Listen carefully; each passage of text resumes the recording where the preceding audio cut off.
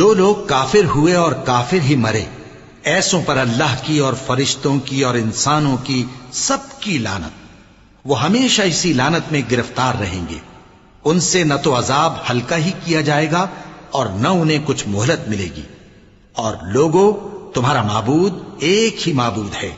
اس بڑے مہربان اور رحم والے کے سوا کوئی عبادت کے لائق نہیں۔ بے شک آسمانوں اور زمین کے پیدا کرنے میں اور رات اور دن کے ایک دوسرے کے پیچھے آنے جانے میں اور کشتیوں اور جہازوں میں جو سمندر میں لوگوں کے فائدے کے لیے رواں ہیں، اور میں جس کو اللہ آسمان سے برساتا اور اس سے زمین کو اس کے مردہ ہو جانے کے بعد زندہ یعنی خشک ہو جانے کے بعد سرسبز کر دیتا ہے، اور زمین پر ہر قسم کے جانور پھیلانے میں اور ہواؤں کے چلانے میں اور بادلوں میں جو آسمان اور زمین کے درمیان گھرے رہتے ہیں، عقل مندوں کے لیے اللہ کی قدرت کی نشانیاں